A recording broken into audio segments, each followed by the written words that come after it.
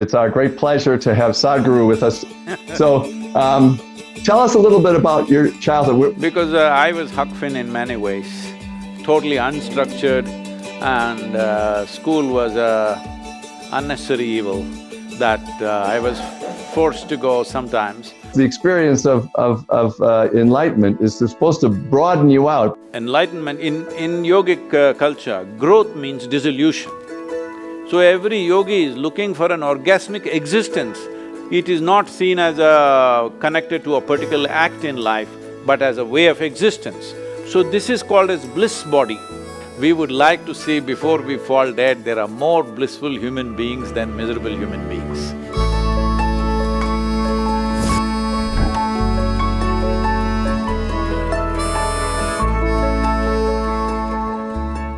Welcome to the Commonwealth Club. I'm George Hammond, chairman of the Humanities program, which organized tonight's event. It's tonight in India, it's morning in California, and it's our great pleasure to have Sadhguru with us again. You spoke at the Commonwealth Club in 2013, and I must say you've been a very busy man since then. Namaskaram and good morning to everyone. Good morning. Welcome, George.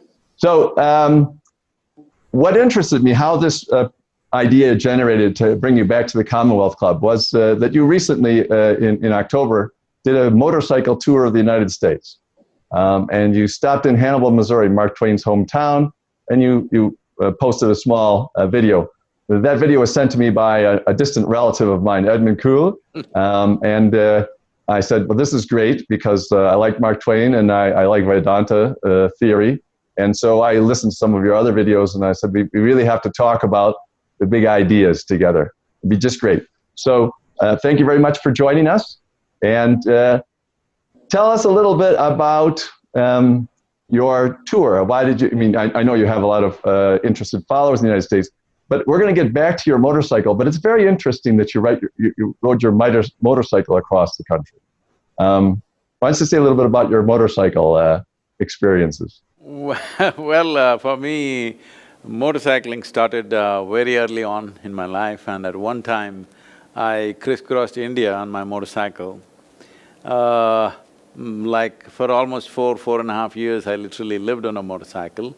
But once I got into this work in the almost 28 years, I never sat on a motorcycle, nor did I think about one. Oh. So when I was doing a rally for rivers, where I drove in a car from, southernmost tip of India to Himalayas, covering a little over 10,000 kilometers at that time.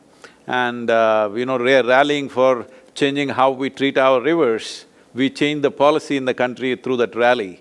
The policy for managing rivers were written by us, and today it's become an official policy. As a part of that, when I came to Bangalore, they said, Sadhguru, why don't you ride a motorcycle? And they brought one for me. I just wondered, can I ride after such a long time, can I really manage this? But the moment I sat in the motorcycle, I saw that I hadn't lost a day. So since then I've been having problems in getting into a car. So literally last 3 years I've been on motorcycles once again. And we did the American tour mainly to… I felt the Native American populations have become invisible. We should make them visible in the world. That was the main interest, so we touched all these Native American reservations and nations, as they call them. So as a part of this, when always because this is a very oral culture, there is no written language, it's all oral, so they've always been saying it's blowing in the wind. So I thought if it's blowing in the wind, let me confront the wind on a motorcycle. Well, I think it's a great image, and I want to go back to it because I know that that's how you went up to Chamundi Hill for your experience as well, and I think that beats a banyan tree any time to arrive on a motorcycle. You've been looking me up. So, tell us a little bit about your childhood. We're bringing in authors from all around the world to try to give the American audience, as you said, to make, you wanted on your trip to make Native Americans more visible in the world. The Commonwealth Club, because of our the technology, we're able to bring people in from all over the world. and we're trying to make them more visible in America, because there's a two-way street that's been going on, and not just in the last couple hundred years, but for thousands of years, between India and the West, between the thinkers in one area of the world and thinkers in another. So you as a young boy read Mark Twain, as you said, which, you know, your father was a doctor, right? A doctor for the railways? He was a physician, actually an ophthalmologist. Ophthalmologist. So I take it your eyesight is very good. It's still very good. So your experience with Mark Twain, how did you just take it out of the library? Did they teach it in school? How did you get to Huckleberry Finn? When I was 11 years of age, I read Huck Finn as an abridged version, a small book. And it kind of… because I was Huck Finn in many ways, totally unstructured, and school was a unnecessary evil that I was forced to go sometimes. And I went there only when it was absolutely necessary, otherwise I always got lost on the streets, somewhere on the way. To make me reach the school was a very difficult thing. Actually, they put me to school when I was 3.5 years of age. It was kind of a… whatever, they called it a play school, but I didn't think it was very much play. So, this maid used to hold me by hand and take me to the school. I made a deal with her, you leave me at the gate. It was, you know, not dignified that she holds me and takes me to the class. I said, you leave me at the gate. The moment she left, I went away somewhere else. I was 3.5, I want you to know. And I discovered the Grand Canyon in a small town in southern India. And I experimented with all kinds of creatures. I captured tadpoles, insects, all kinds of things.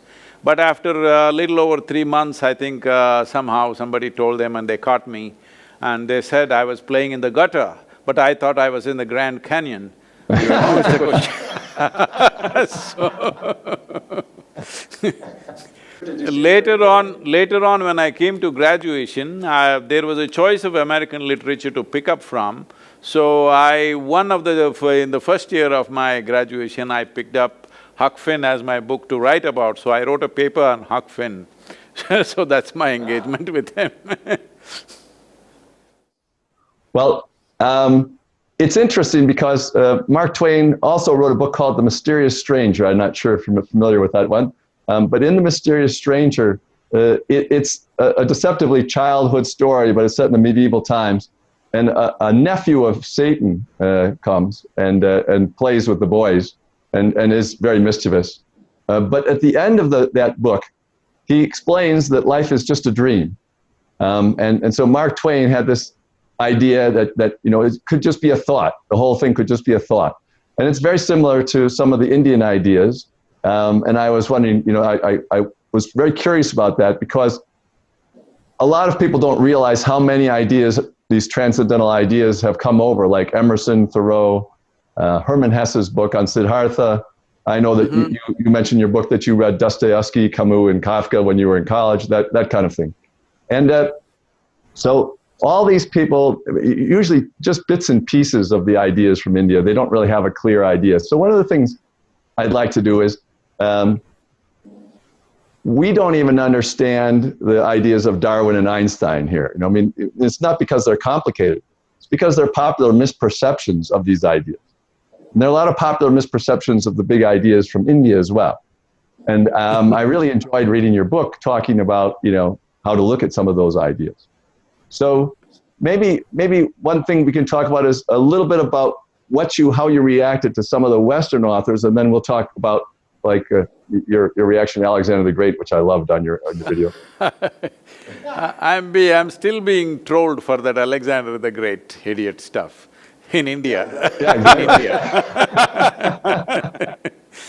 Anyway, about the way… see, you're talking about ideas. So this is something very hard for Western societies to wrap their head around this, the Indian perception, because even Mark Twain went out to say they are the most incomprehensible people, though they are the most interesting in some ways.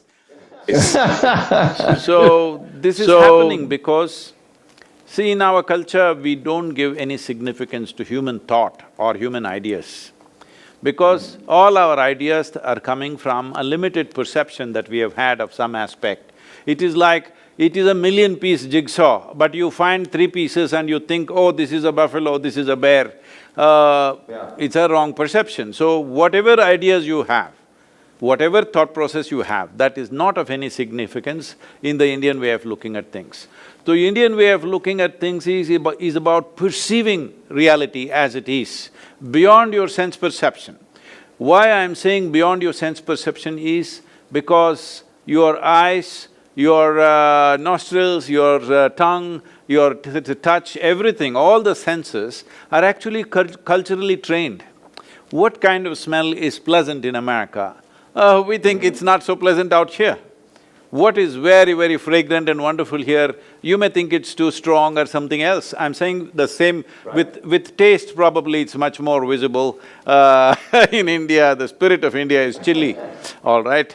Without spice, we can't exist. If you eat the spice that we eat, people will think you're suffering corona or something, because you will become both runny nose and breathless. Both will happen to you. So, the senses are culturally trained, there are genetic aspects, there are other things. I think you said, Mark Twain said, the nephew of the Saturn visited, but Saturnism is not a genetic trait. Satan's nephew need not be a Satan, he could be something else, we don't know what the hell, but he could be something else. So, we don't rely on the senses, so we don't rely on the thought, because all your thought is a consequence of what you have perceived through your senses. And it is an individual concoction, we may produce permutations and combinations of variety of things in each mind, and we think this is our idea. So we don't look at life as a bunch of ideas, we look at life as a certain… there is a fundamental reality, upon that a consequent reality has manifested itself. So the consequent reality, we look at it one way, and the fundamental reality, we look at it another way. So our perception has to become more profound to understand the fundamental reality, and consequent reality, you need a certain one kind of perception. For fundamental reality, you need another kind of perception. So the whole Indian culture is fundamentally not about generating ideas, but sharpening your perception. When I use the word perception, people are generally referring in the Western society, it took me some time to understand this, people are referring to their opinions as perceptions. No, perception is what you perceive. Like you see, this is light, this is darkness, this is your perception.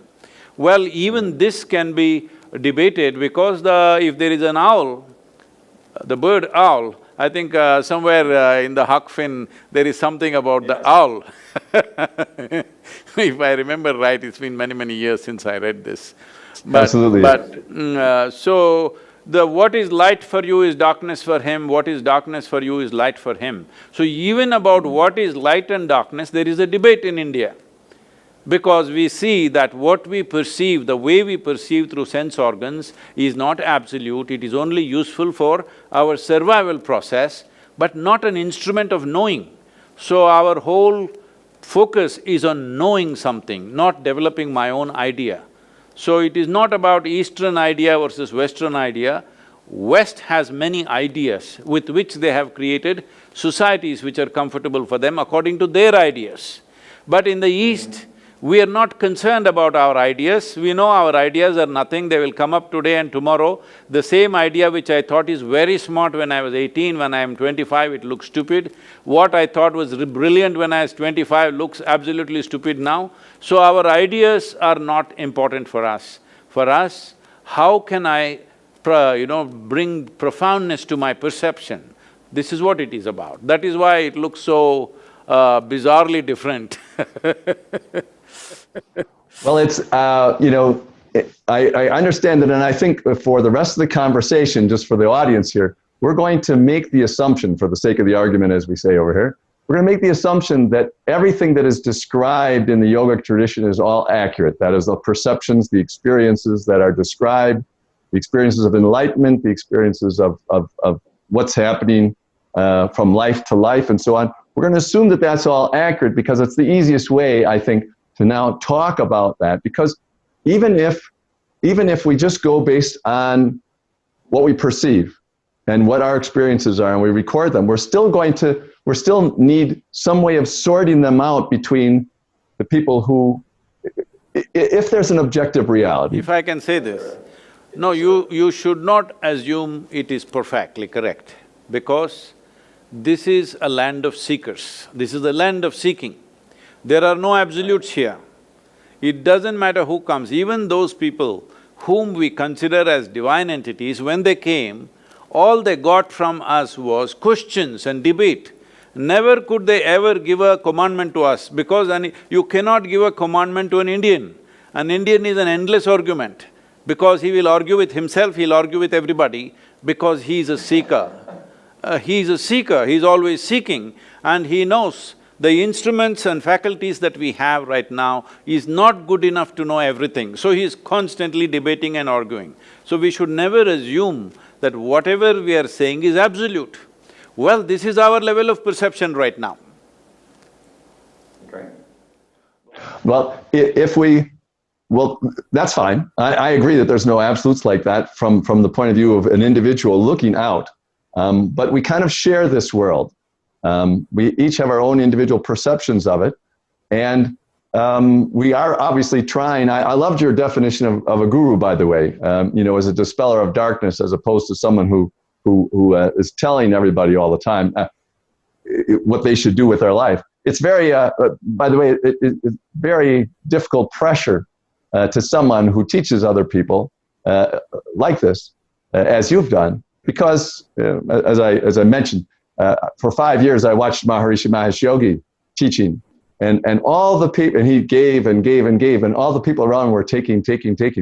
And it's a very interesting pressure on the personality. And I was wondering, since you have a sense of humor, whether that's what helps you, resist this pressure of everybody asking of you these questions, just like you said about others. How do you react to that? I don't see any pressure, because let me put it this way, because when I'm very involved with every life around me, not just humans, every kind of life around me, I'm very absolutely involved with whatever I'm doing. So I don't have a certain breadth of mind. This is a great advantage I have. The breadth of my mind is the same as the point of a needle. That is the breadth of my mind. So in a given moment, my mind is always like a needle, never like one vast piece of mind. Well, my mind is not a universe, my mind is just a point of a needle. That's why it penetrates into anything that it sees. So I don't have points, there is no pressure. You can't put pressure on a point of a needle because it's so small. Well, that's a way to solve the problem. A lot of people, of course, they're under too much pressure if they stand on a stage and 6 people are watching them, right? And it's already too much pressure on their personality. See, because they're very big people, they can take pressure. Because I'm like a point of a needle, that people don't even know where I am. It's a very interesting way to put it, because the experience of enlightenment is supposed to broaden you out, but you say it focuses you down to the point of a needle. No, I don't know whoever said broadening, but enlightenment, in yogic culture, growth means dissolution. Growth does not mean getting bigger in your size. Our idea of growth is dissolution, because if you dissolve your limited persona, then you are as vast as the universe. Because you're nothing. Because you're nothing, in some way you're everything. So I don't have the pressure of carrying any knowledge in my head because I don't carry anything. When I walk on the street, I'm totally empty in my head. So I never experience any pressure because there is no knowledge in me, just a sharp sense of perception at that given moment. The same thing, if you ask me another time, I may say something different, because whatever it is at that moment, I'm not carrying knowledge, so there is no pressure. If you have knowledge, you'll have to protect it, you'll have to defend it. I'm not defending anything, I'm all the time ridiculing all this. You sound like Socrates. You know, Great. he said, I don't, you know, the one thing that I know, there's a story about Socrates that you know, the Delphic oracle told somebody from Athens that the smartest, the wisest man in Athens was a man named Socrates. So the man went back and found Socrates and said, the Delphic oracle said, you're the wisest man in Athens. And Socrates said, that can't be true. But he thought about it, and after 10 years, he said, well, it might be true. Everyone else thinks they know what they know, and I'm the only one who knows I don't know what I know. That's great. I think Socrates was an Indian.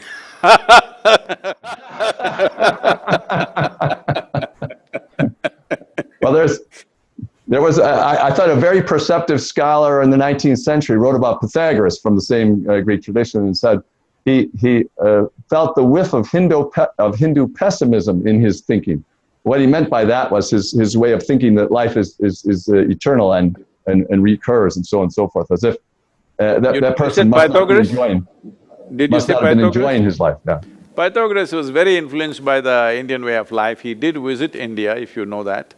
Yes, I do.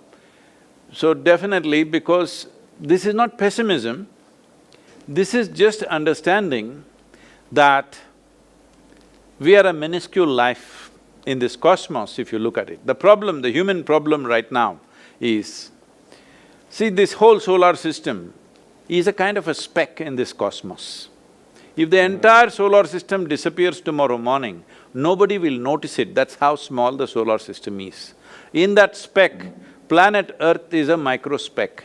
In that micro speck, San Francisco is a super micro speck. But in that super micro speck, you are a big man. This is the problem that human beings are having. So, we are always, right from our childhood, we are told you're really nothing in this existence. So make something out of yourself, but you're actually really nothing. And because you will be here and you will be gone after some time, countless number of people like this have come and gone, and there is no any footprint of them anywhere in the world.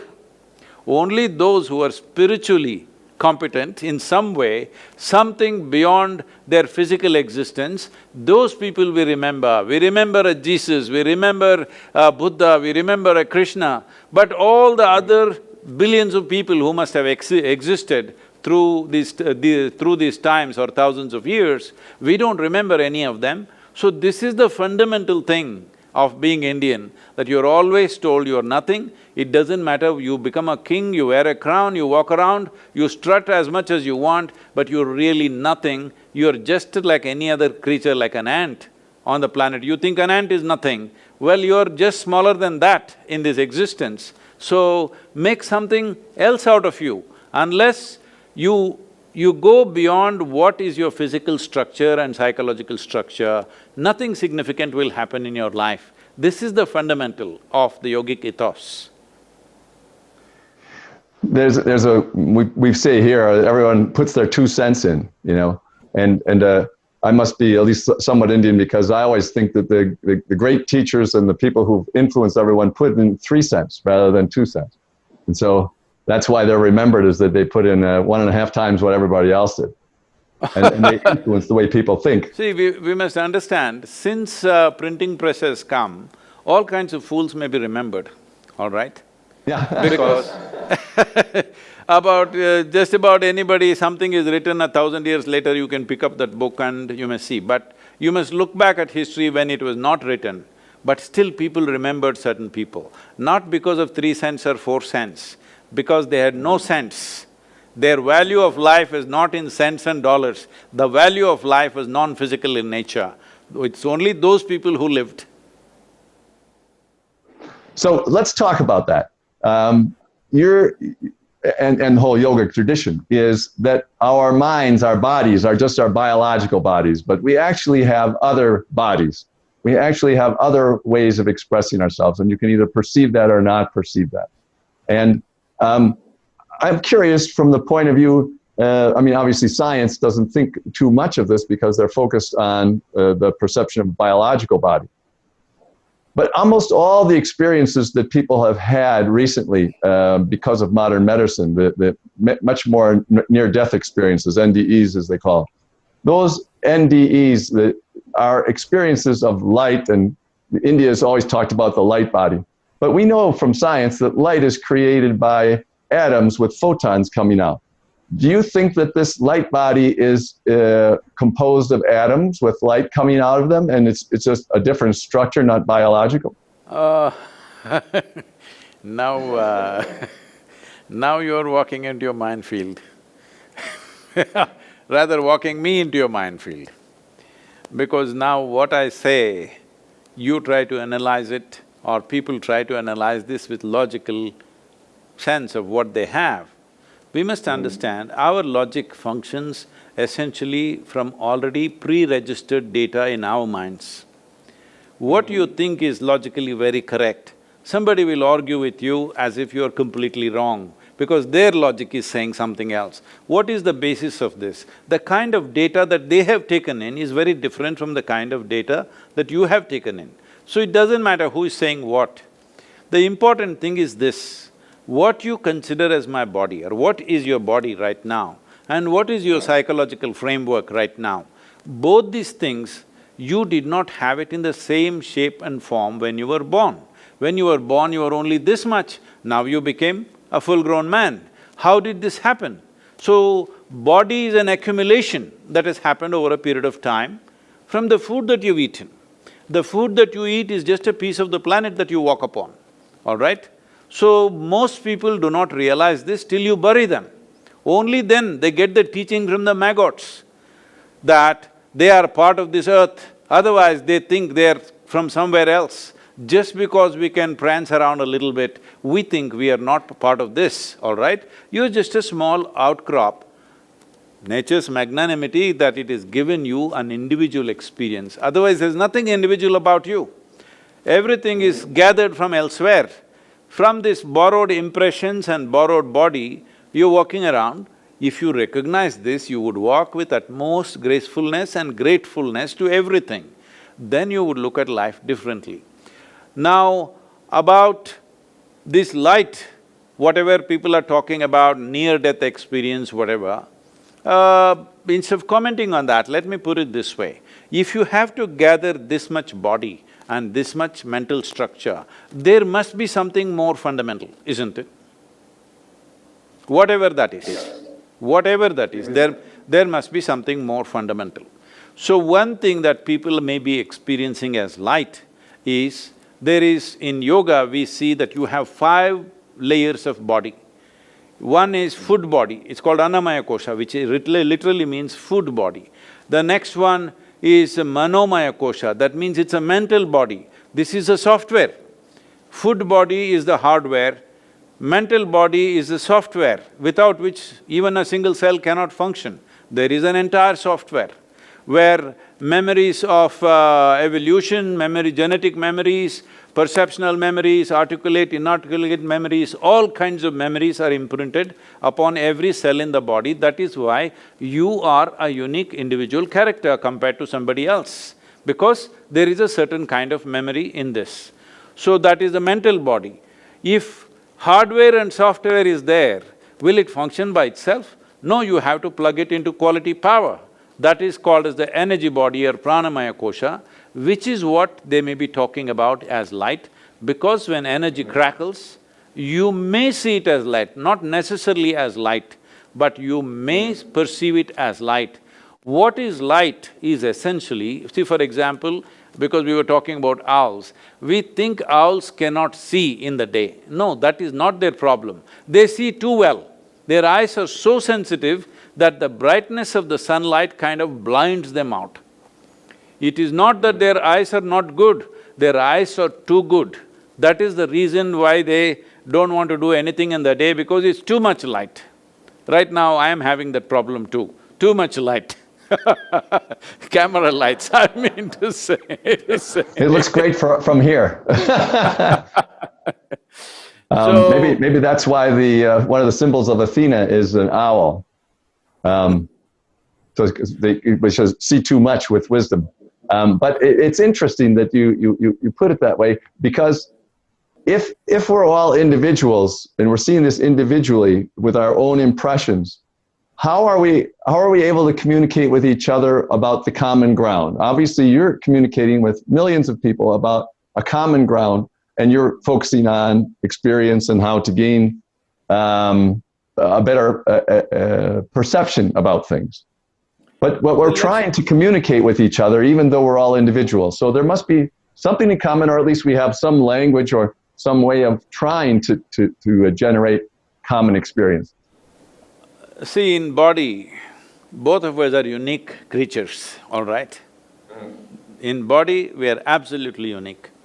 If you look at psychological structure also, we are absolutely unique. Even if you put two people through the same experiences, they will come out with different conclusions and different way it influences them.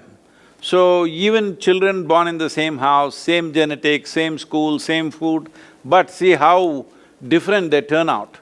Parents cannot believe, are these two children ours? Because they turn out so different. So, in mind, in body, we are very unique. But fundamentally as life, life is fundamentally same. When I say life is same, I think I put this probably in the book also, you might have seen. I use this analogy usually to explain this complex issue in a simple way, is like you blow a soap bubble.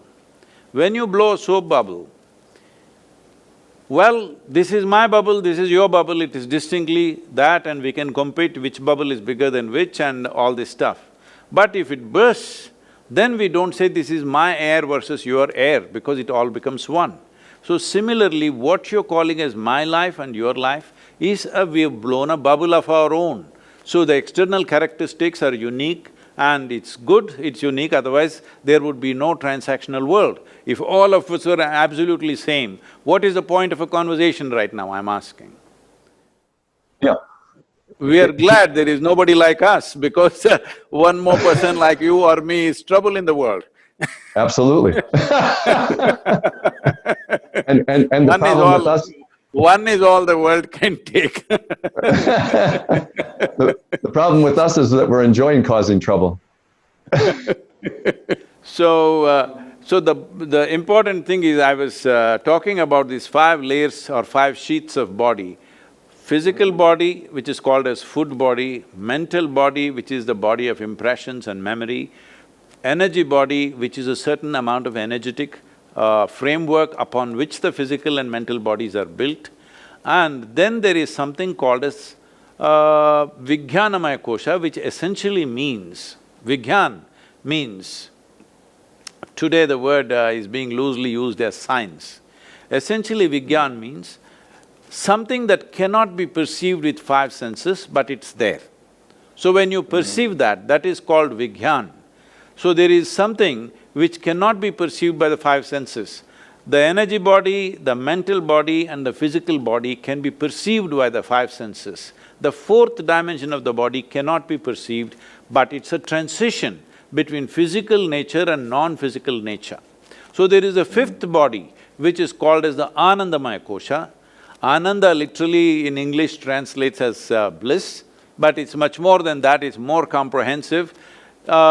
Another way of putting Ananda is, we can say it is ecstasy, or some people go about saying… because the word orgasmic is used in India in a different way than the way it is used in the West. Orgasm is not connected with sexuality, orgasm is something that must happen on your cellular level. So every yogi is looking for an orgasmic existence, not for an orgasmic experience.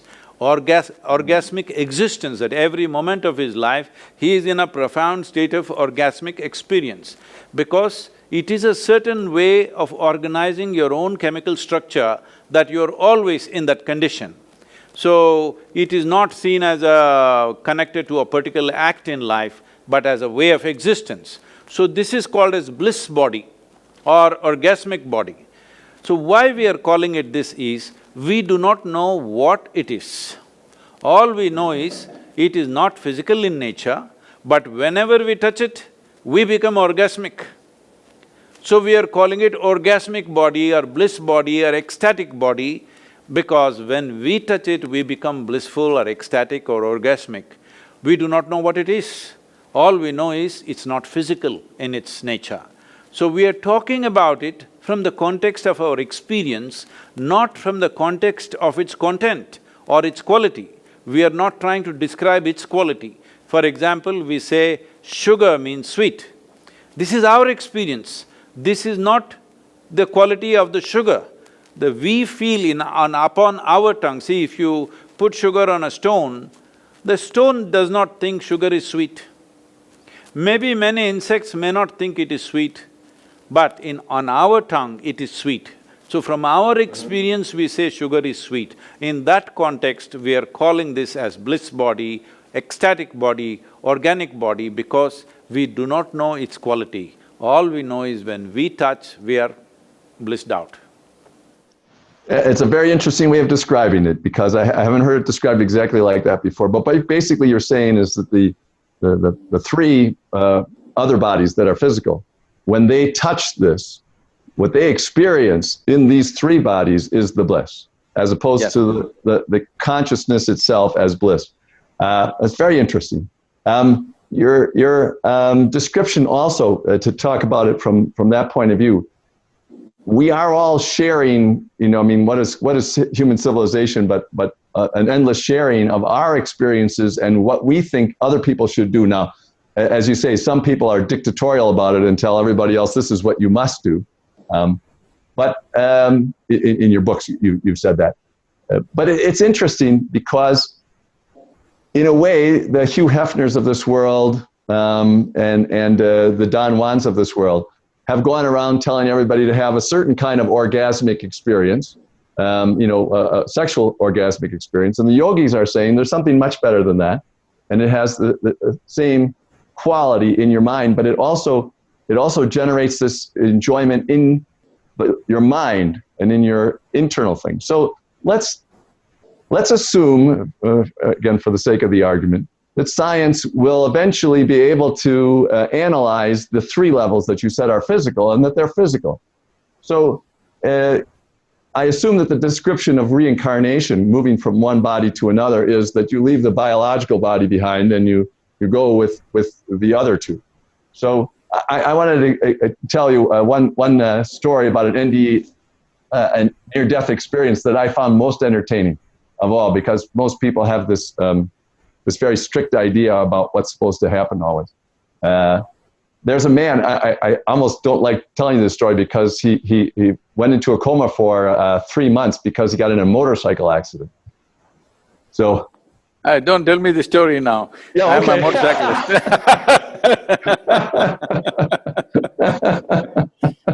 Actually, today after this meeting, I'm riding. Oh, okay. Well, maybe I better skip. No. So he goes into a coma for 3 months. and during the when he came out, he said he had been a follower of a Buddhist guru. And when he was in this near-death experience in the coma, that his guru came and explained to him that his life wasn't complete yet, that he must go back and complete the work of carrying on his guru's work. But he also met another being, a more feminine spirit, who said, no, it's time for you to go to the next level. You should come with me. And he said that they basically argued for the whole 3 months over which one he should do, and eventually he came back. But I thought it was an interesting experience because most people just say, I'm being welcomed, I'm being told to do this, but here there was an argument over it. Well, about science coming to it, let me clear that fast. I must tell you this, that today we brought this forth with certain universities in America researching on people who have done simple inner engineering practices. After 90 days of practice, what happens? One of the things that they have said is, in 90 days of practice, your BDNF levels could go up to 300%. That means your mood and your experience is kind of fine. And the increase in the endocannabinoids is about 70% than what it was before. That means you're naturally blissed out. I'm saying we are creating a chemical soup. This is the most complex chemical factory. Now we are learning to manage it well so that being blissed out is a natural consequence. Science is coming to it. Now they have also opened a center for named after me in the Harvard Medical School regarding conscious planet, about cognition, consciousness and compassion, they're calling it that way. But about this man, I don't like that it happened when he was on a motorcycle, but isn't it unfortunate, a whole lot of people come to more sense when they're in coma than when they're conscious and alive. About Buddhist master coming and calling him and this woman coming and calling him, that's typically American, okay? That's I think this guy must be from California. He is very from California, absolutely. You got it right on the head. So, that is fine, but what I'm saying is, you are near death all the time. It's not that it has to happen because you crashed your motorcycle or your surgery went wrong or something else. We're always near death. We are looking at life like this, the yogic way of looking at it, inhalation is life, exhalation is death. I think this book has not come to you yet. In the month of February in 2020, I published a book called Death, The Inside Story. Yes. I have that one too. I was going to ask some questions. You beat me to the question, just go right to it. So, I thought that's published only in India, I thought it's not in United States. No, we have it here too. Okay. So, the important thing is this. See, one dimension of life which has remained uncorrupted by human mind is death. You can say as many stories as you want, but in your experience, if it was real, you would be willing to go when it's time, joyfully you would go. So the test whether really you had near-death experience and you realize something about it or not is, will you die with a smile on your face or not? This is a clear test, all right? For this, there is a pre-test which we can set up here. We call this the cobra test, because a cobra and a few other creatures have this sense, even the bees have this sense. They look at you only from the point of your chemistry. So, right from a very early childhood, I've been handling cobras and in India, this is a land of king cobras. You can go in the jungle and just pick up a cobra just like that, not holding him by his head and all this stuff. Just in the middle of his body, you can just pick him up. He will just come without any resistance. But if you show a little bit of anxiety within you, if you show a little bit of fear within you, he will go for you, because he senses danger from you. So he is only experiencing you as a chemical soup. So whether your soup is good or not, if you want to test, there's a cobra test. Or there's a death test when you die, will there be a smile on your face or not, because you transit from one dimension of experience to another in a comfortable manner. That can only happen if your experience of life in some way has transcended the physical accumulation that you have. I'm stressing on the accumulation because your body is an accumulation. What you gather can be yours, can never ever be you, isn't it? It's like saying, this cloth, this piece of textile is me. The same thing, this textile that you call as my body, which we wove together with so many things, now you think it's you, that is a fundamental mistake. Once you have made that mistake, then you're thinking up all kinds of things, because the basis is wrong, it can never come to the right thing. So the important thing to see is, what is life, what is death? Don't think on those terms. What is you? What is the nature of your existence right now? If one experiences this, there is no life-death questions, it is all settled for once. It's like how you drive your car is much more important than the car you drive, or motorcycle in this case. Your method of doing it, your decision making. You also mentioned I think in the death book about sleep. No, I would like to tell you, in 70s and 80s when I was riding a two-stroke, single-cylinder, 250cc Czechoslovakian motorcycle. And today I'm riding modern machines and it's a world of difference. So, the machine the machine that you're riding also is very important. Well, I mean, certainly you write a lot about how to work your body in order to have a better vehicle as well. But somebody can rework their body and then be very miserable anyway. On a very highly sophisticated motorcycle, you can still crash and become comatose and imagine both a monk and a… both a monk and a woman. Either way, it's still possible. So, you in the death book, you mentioned that sleep is a little bit like, death. That falling asleep is a little bit like that. And if you do that, in a way you said you can die with a smile on your face. Do people fall asleep with a smile on their face too? I mean, is the same sort of idea? Yes, in a way, it is… it's not absolutely true, but partially true. It is true, I would say, largely true. Because how one sleeps in many ways, because essentially sleep means you're absent in a conscious way. You're still alive, but you're absent. Death also means you're absent, but you're not alive in terms of your body and everything, you're gone.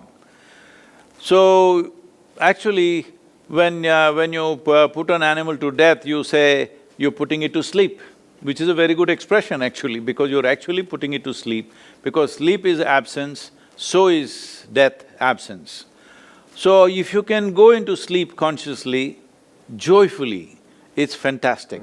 So this is one of the sadhanas that all the seekers do is the point of transition from wakefulness to sleep, they want to conduct it consciously, because if they can conduct that moment consciously, they know they will be able to conduct that moment of transition from life to death also consciously.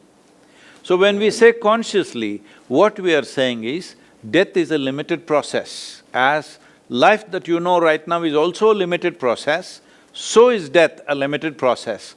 So, the content of life, the life that you are, not the body that you are, not the mind that you are, not the character that you have become, but the life that you are is a much bigger phenomena than what your physical body does, what your intellect or your mind does, your thoughts, your emotions, your drama. This is psychological, physiological, social drama. You can conduct it in a pleasant manner, in a whichever way you like, all right? Whatever is your taste and your pleasure, because different people like different things, it's fine with us. But the most important thing is, what is the quality of life? When the life is same, where is the question of quality? This will arise. Because when life is same between you, me, a dragonfly and a grasshopper, fundamentally life is same. So where does the quality arise? Quality arises in the volume of life that you gather, in the sense. The whole yogic processes, unfortunately, the way yoga has become in the West, it makes me cry the way it's being taught and understood. See, essentially one aspect of yoga, the most vital aspect of yoga is to enhance the life that you are. How do you enhance the life that you are? Let's go back to the same analogy. You and me are blowing soap bubbles. We should do it one day, okay? I do it. So, my daughters are still young enough. No, I'm saying between you and me, we must do it one day. Oh, yes, okay, we'll do that, yes. Suppose your bubble is so big and my bubble is so big. Now I say, see, this is my bubble, it's fantastic. But what has happened to my bubble is, my walls have become very thin, but it's a huge bubble. My bubble will burst much more easily than your bubble, but it has a significance because it's big. So this is what it means, that as you make your life bigger and bigger, the life that you are, as it becomes more and more enlarged, I'm not talking about enlarging your social footprint or your physical presence or your mental prowess, these are different aspects. These are faculties that we have. But the life that you are, when it becomes significant, you know life better than most people simply because it's become a significant part of you. Right now, the most significant part of you is not the muscles that you carry, nor the mind that you carry, not the information or knowledge that you carry. The most significant aspect of your life is life itself within you. When this happens, the other walls become very thin. Anytime it can burst. Once it bursts, it's gone. So essentially, what most people in the West don't understand this because these questions keep coming to me. They want, because they've read some Buddhist texts, they want nirvana. Nirvana means non-existence. Are you ready for becoming non-existent? No, the Western idea of dying is you will go somewhere else where the accommodations are better than California.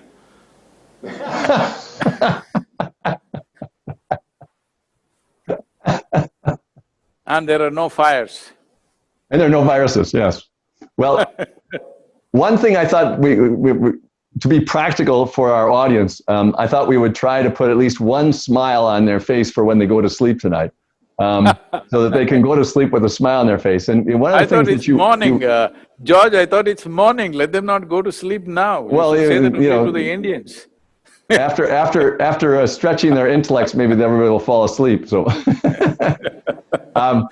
But if you, one of the things you wrote about, you talked about where you're going to go and whether it is better than California. It's like, you know, it reminds me of a joke that Groucho Marx used to say, that, you know, I wouldn't belong to a club, any club that would have me as a comedian. And I always think about that kind of exclusive thinking when I read the descriptions by some yogis about Brahma Loka. You know, it's like, it's a place which is so exclusive that it won't even take me, you know? But one of the things about the fear, I think, that people have about death obviously comes from this whole idea of hell and punishment. And you wrote a great line about you can't really be forced to suffer. And you quoted Buddha, this is in inner engineering, you quoted Buddha as saying, that he will go to hell afterwards because he doesn't have to suffer, so he can help the people there. He won't suffer when he's there. It reminds me of when I wrote an essay maybe 40 years ago, and one of my conclusions was, you can send a man to hell, but you can't make him suffer. I think if people understood that, I think, because a lot of people are living their lives afraid of what's going to happen afterwards. See, the simple thing is this, that right now, if you look at your life, your pain and pleasure comes from within you. I may take a pin and prick, but the pain comes from within you. Pleasure also comes from within you. Joy and misery comes from within you. Agony and ecstasy comes from within you. Or in other words, what I'm saying is, the source of human experience is within you. So what is within you, I believe, must happen your way. It should not happen my way. Your experience should not happen my way. Your experience of life should happen your way, because the source of experience is within you. The seat of your experience is within you. The problem is, you're not sitting on the seat, you're crawling all over the place. You do not understand from where the experience is being generated. See, right now, let us say I will abuse you, I won't, I'm just telling you. Because a lot of people are abusing me on the, Twitter trolls all the time, so I am telling you, I will abuse you. In an Indian language, you think I am saying an endearment because you don't know the language. So I am saying the insult itself does not hurt you. It is the way you react which will hurt you, right? Yeah, absolutely. So if I call you an idiot in an Indian language, you don't know, you think I'm saying good morning to you. So it is not the words, it is not the actions, it is not nothing, it is the way you're responding or the way you're compulsively reacting which hurts you. So, the human experience is caused from within you. If you understand this, if you know this by experience, will you create pleasantness or unpleasantness for yourself? Definitely pleasantness for yourself. What you want for your neighbor sometimes is debatable, but what you want for yourself is very clear, highest level of pleasantness, isn't it? So what is heaven and hell is, In human mind, whatever is the highest level of pleasantness is heaven, whatever is the lowest level of suffering is hell. When you know human experience is happening from within you, obviously these are two descriptions of what a human being can go through, either when they're alive or post that, either within the body or when you're disembodied, both ways it can happen. The advantage when you're bodied is, you have a discretionary mind, you can choose. Right now, you can choose the company that you are in, either to enjoy it or to suffer it, there is a choice. But once you've lost the discretionary mind, which we call as death, when that happens, then whatever is your tendency, you will tend to go in that. Suppose it's your tendency to always negatively react to things and suffer, now once you've lost your body and your discretionary mind, your suffering will become millionfold, simply because you can't decide to come out of it. Right now, you go somewhere, you meet somebody, you don't like something or something that they said, you will suffer something. But when you're driving back, you say, hell with him, and you start playing the music and enjoy yourself or do something, because you have a discretionary mind. But once this ability is gone, if you start suffering, you can't stop it. If you start enjoying, you can't stop it. So both joy and misery become extreme. So this is called as hell and heaven, because you lost your discretionary mind, you are happening by your tendency. So this is why in life, it's very important when you have a conscious discretionary mind, you create a pleasant tendency within yourself, so that when you lose it also, you will be extremely pleasant, because pleasantness and unpleasantness will get multiplied millionfold when you don't have a discretionary mind. See, why if you give a simple lollipop to a child, he enjoys it so much that it is like the end of his life, because he doesn't have the same sense of discretion that you have. That is why his sense of joy is so high. At the same time, if you take away the lollipop, his sense of suffering is also very high, because again he does not have the same level of discretion that you have. But once you're disembodied, you are not just a child kind of loss of discretion, your discretion is completely absent. You go 100% by your tendencies. Yeah, it's a very good description of first why things happen the way they do, but also why people are afraid of this eventually. And as you mentioned, and plenty of other teachers have mentioned as well, turning within and making sure that you stay connected to your more substantial self is one way to… They can try sleeping with a smile on. Exactly. But see, smile should not be what you do. Smile is a consequence of a certain experience within you. Right now, people are trying to create consequence, which is the fundamental flaw of Western societies now, which has become universal across the planet, is people have become goal-oriented. That means they want the fruit, not the root. They're not interested in the root, they just want the fruit.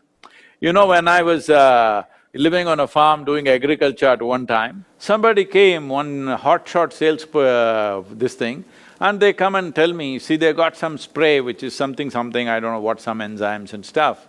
And they said, on my mango trees, I just have to spray it on the fruit and it will become so big and so sweet and everything. Then I looked at this, because my wisdom says I have to nourish the root of the mango tree, not the fruit. I said, why don't you spray it on your brains and see, let's see what happens. Is it going to become big and sweet? Then we will see.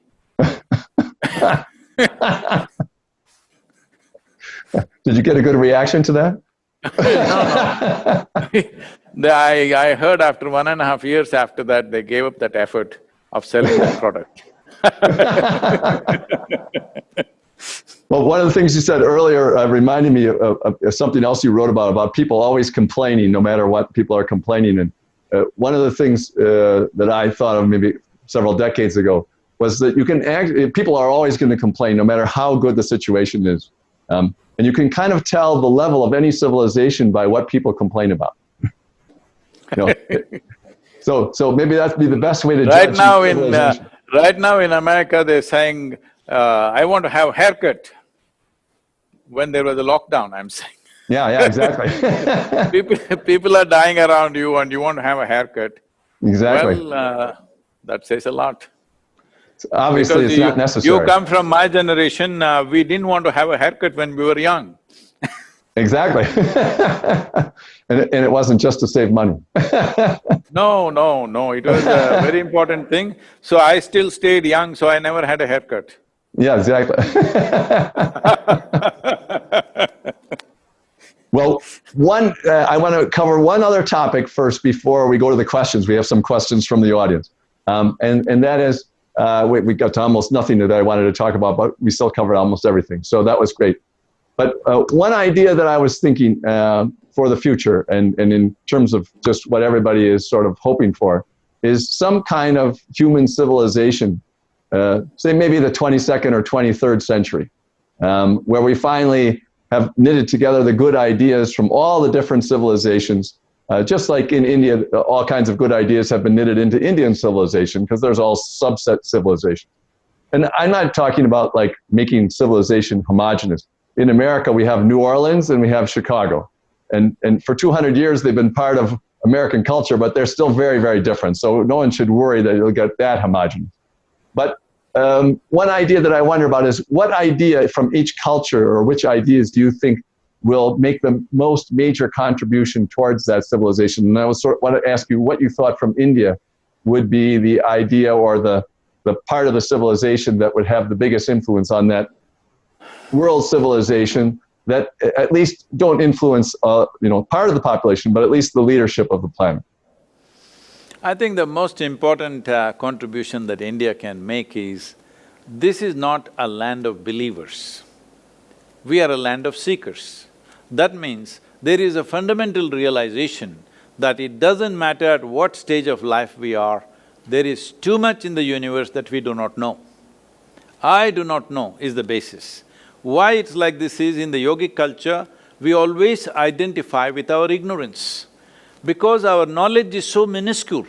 If we have digested the libraries on the planet, still our knowledge is very minuscule, but our ignorance is boundless. So we always identify with our ignorance. If this comes to the world, there will be more humility and grace on this planet. That's a perfect answer. I have an idea called the imagination's horizon. That is, that you're always projecting out where you want to go next you're with yourself. And ironically, the further you expand, or the more you go, or the more you know, the further you can see ahead, so your imagination is further out. Now, you can have a fight between your imagination and your thinking. By thinking, I can't get to where I want to be. I can't get there. And the further out it goes, the more miserable you could be. And I call that misery your conscience. It's what irritates you all the time. And so you've turned your imagination into a conscience rather than, a way to look forward, further and further.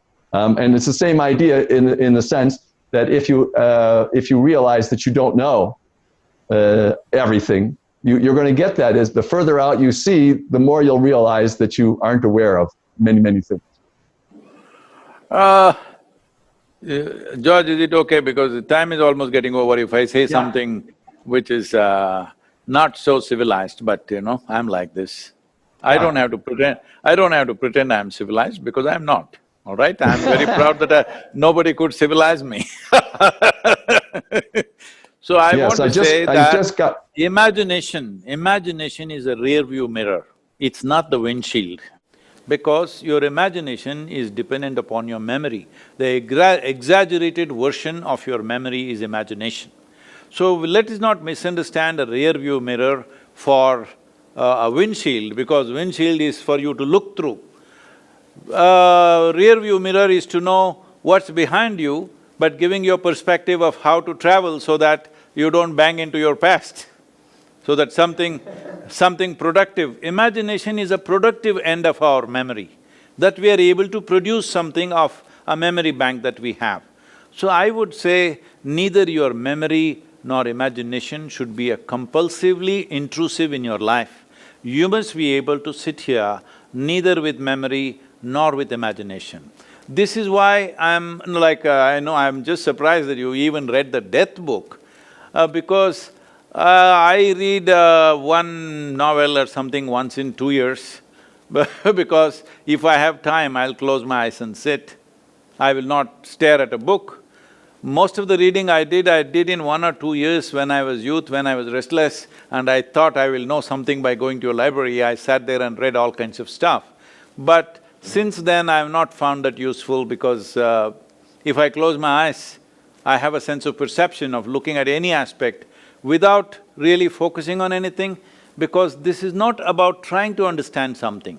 This is just developing a sharpness of perception. You don't try to perceive anything. Whatever comes your way, if your perception is sharp, you will perceive it, that's all. So windshield is not a place where you think up things. When you travel for long, it happens the windshield gathers dust and bugs and stuff and whatever. This is past sticking to the future, you know. We have to clean it up, otherwise we will not see properly, otherwise disasters will happen. So imagination is not a projection of future. Imagination is just a rejig of the past according to the way we want. It's a productive past. Past is a dead past.